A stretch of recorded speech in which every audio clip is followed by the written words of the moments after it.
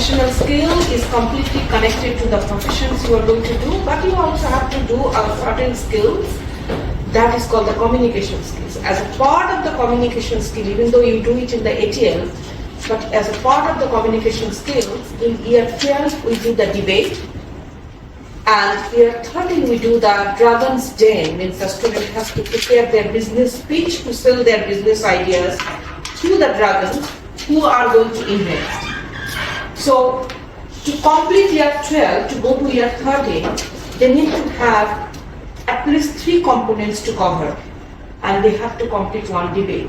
So today they are going to do the debate. Today their debate topic is pro-life versus pro-choice. Every human life is voluntary and deserves protection.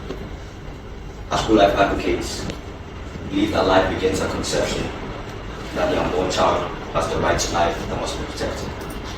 Abortion is a form of violence, and it takes away from the rights to life of an unborn child. It is the deliberate killing of a human being, and it goes against the very principles of human dignity and respect for life. We must remember that life is a gift, and that should be cherished and protected and not discarded. The body is an individual human, the baby is an individual human with genetic identity distinct from the mother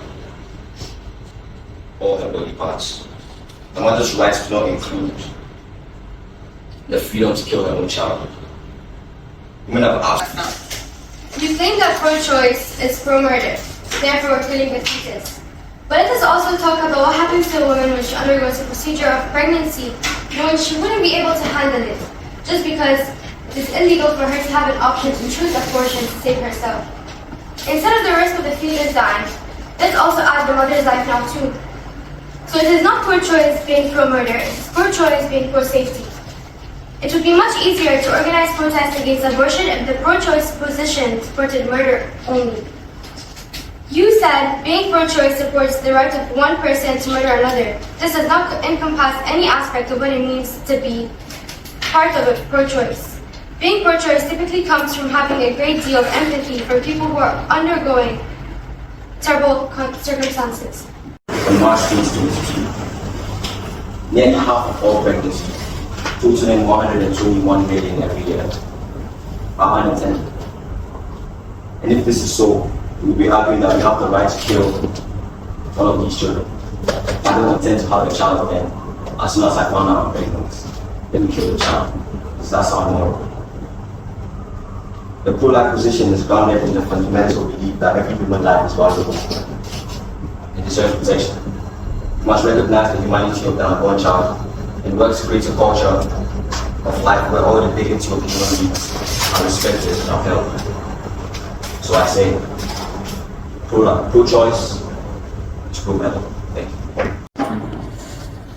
There are approximately 1.5 million couples in just the US that are willing and praying for the chance to adopt a baby. You can't come here and tell me this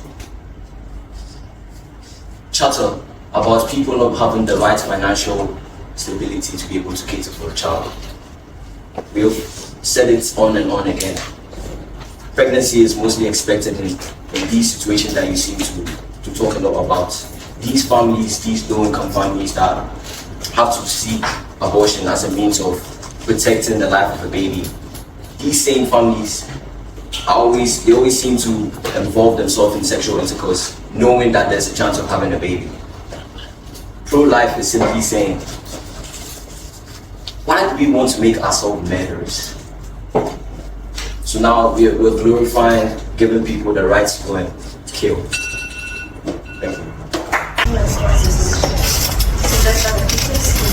As early as 20 weeks old. Abortion procedures performed after this point can be therefore cause significant pain to the unborn child. In addition, abortion harms women psychologically, emotionally, and whether or not they have abortion before or after, it always affects them. Women being able to make their own decisions about their health, body, and sexual life is a basic human right. Taking that life away just because a fetus is growing inside a woman and one which is now more apparently important than a human being. You are a supporter of women's rights. But how does women have right to her body but does not have a right to choose her own abortion?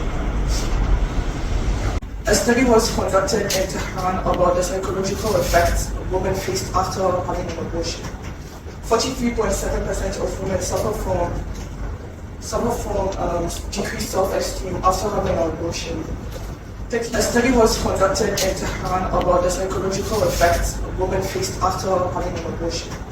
43.7% of women suffer from decreased self-esteem after having an abortion. The state didn't make 10-year-olds wear masks to school, but rather forced them to remain pregnant and then told the little girl to take it as an opportunity at such a young age. She had the right to an abortion under Brazilian law, which allows abortions in situations of rape. But when